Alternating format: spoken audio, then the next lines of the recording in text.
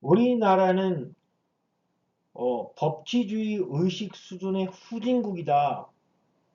이렇게 정의 내릴 수 있어요. 요 지금 화면에 나와 있는 사람은 정성호 법무부 장관입니다. 제가 이 정성호 법무부 장관에 대한 이야기를 하기 이전에 윤석열의 계엄 선포와 탄핵에 있어서, 그리고 광화문 집회 좌파와 우파, 보수와 진보, 이분법적인 사고가 아닌 그 국민들 간의 갈등에 관한 원인을 제가 설명을 하려고 합니다. 누가 어떤 인간들 때문에 국민의 80%가 개고생을 하고 있는지를 명확하게 짚어서 얘기해 드릴게요. 핵심만 딱 짚겠습니다.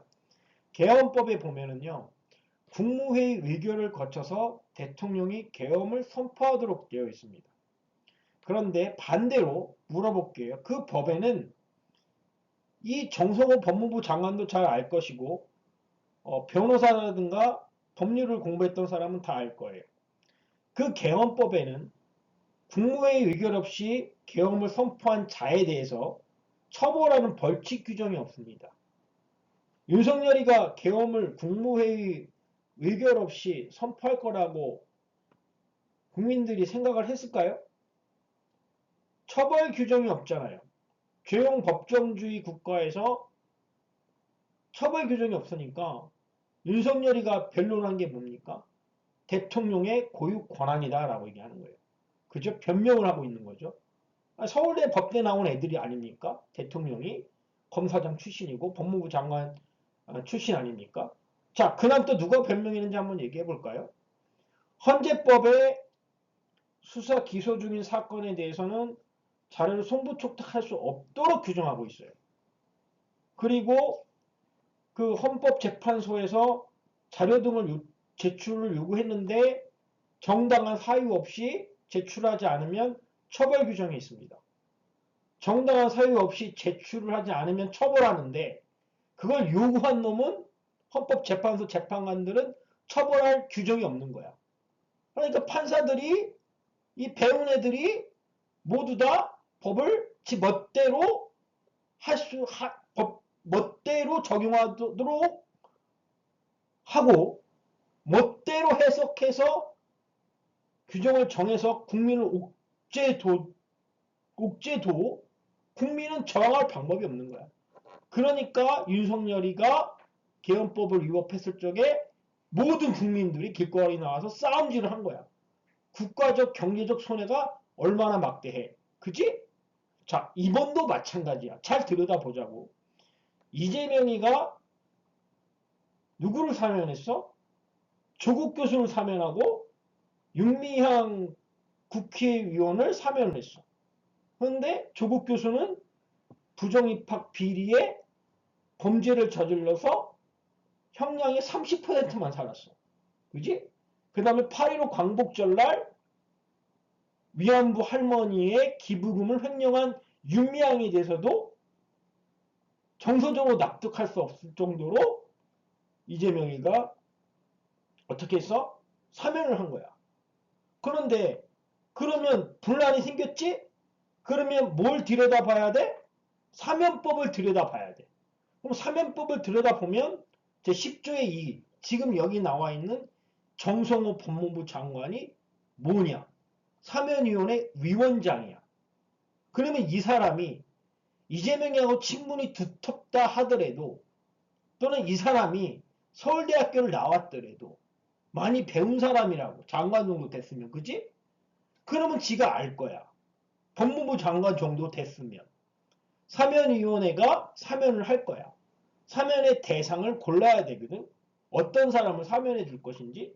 그럼 사면위원회 기준이 있다고. 기준이 없어. 누구를 사면해야 되지? 어떤 경우에 사면해야 되지? 기준이 없어. 그러니까 뭐야? 지들 멋대로야. 그러면 윤미향하고 이 조국을 사면해줬다고 왜 이런 사람들 사면해줬다고 너희들이 불만을 얘기해도 이재명이면 똑같이 얘기할 거라고. 윤석열이처럼. 이건 대통령의 특권이야. 맞잖아. 누구를 잘못 사면해줘도 처벌할 수 있는 규정이 없어. 그럼 처벌 규정이 없으면 뭐라 해야 돼? 사면 대상의 기준을 명확하게 시행령과 시행규칙에 명시해야 돼. 그런데 이재명이 같이 멋대로 지 측근들을 사면위원회에다가 처박아 두고서 지 입맛에 맞는 사람만 사면을 해주고 다른 사람은 사면해주지 않는다 그러면 공평성과 형평성에서 어긋나지. 그래서 공평성과 형평성을 어긋나지 않게 하기 위해서는 그 기준을 명확하게 입법해놔야 되는 거야. 그 입법하는 거의 주체는 누구냐 하면 대통령이 시행령으로 만들어줘야 되거든. 근데 대통령이 그걸 하지 않는 거지. 장관도 하지 않는 거고 국회도 하지 않는 거고.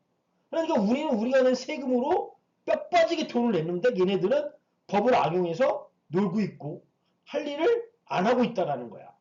그게 이 지금 대한민국의 사법 시스템의 문제라는 거거든. 그거를 인식을 해야 이 나라가 한 단계 법치주의로 가는데 도약을 하는 거라고. 그런데 너희들은 어떻게 하고 있어? 길거리에 나와서 싸움질하고 있는 거야. 그게 지금 우리의 모습이라고. 후손들이 보면 뭐라고 얘기할까? 라는 거지. 민주주의 법치 시스템이 아직 되게 어떠하다? 후진적이다라고 내가 평가하고 말하는 이유가 여기에 있는 거야. 자, 그러면 우리가 한 번 더 깊게 고민해보자고. 내가 공무원이고 장관인데 내가 할 일을 다 못해서 나라에 분란을 일으켰어. 그러면 장관 정도 되면 머릿속에 무슨 생각을 해야 되냐면 부끄러운 거를 생각을 해야 되는 거거든. 근데 얘네들은 부모로부터 선생님으로부터 배운 게 뭐냐 하면 이 인간들은 상황을 유리하게 만들고 변명하는 것부터 배운 인간들이야. 그래서 교육이 되게 중요한 거야. 그런데 이 좌파들은 어떻게 했냐면 너희들이 학생들에게 이런 정직, 올바르게 사는 모습 이런 걸 교육한 게 아니야. 너희들의 편안함, 너희들의 즐거움, 쾌락에 주장하면서 그걸 권리로 인정해줬다. 너희들은 계속해서 못 배우고 엉터리로 살다 보면 이런 나라에서 계속 살게 될 거야. 그러니까 30대, 40대가 잘못된 50대의 교육 습관과 이 정치 문화와 법치주의 후진적인 시스템을 개혁하라고 정정당당하게 요구할 시대가 됐다는 거야. 그게 30대가 가지는 시대 정신이야. 그리고 40대, 50대가 이 법을 잘못 적용하고 있는 거에 대해서 반성하는 것이 우리의 시대 정신이라고 나는 얘기하는 거야. 여러분들이 한번 깊이 고민해봐. 왜 우리가 길거리에 나와서 추운 겨울날 싸움질을 해야만 하는지를 잘 깊게 고민해보라. 모든 것은 어디에 있다? 법에 있다. 법 위에서 정치가 있고 그 정치인들의 머리에는 상황을 유리하고 변명하게 하면서 우리를 이용하고자 하는 자들로 되어 있고 그들의 부모와 조상들은 그런 유전인자를 물려준 거예요. 그래서 이미 네트워크가 형성이 돼 있어. 민주당이든 국힘당이든 20%가 그런 유전적인 감각을 가지고 나머지 80%를 지금 지배하고 있는 구조로 가고 있는 거야. 이게 대한민국의 민주주의야. 명확하자고. 그런데 미국은 안 그래. 미국이라는 나라는 정치 이 시스템이 되게 잘 발달된 나라야. 대통령이 부패해도 전부 다 부패할 수가 없어. 그리고 그 부패를 보면 국민들이 원인을 찾아서 그걸 해결해 나가. 그 민주주의 미국의 역사는 합리주의 정신이 딱 박혀 있거든. 그런데 우리 조선 대한민국의 역사는 그런 합리주의적 사고방식이 전혀 없어.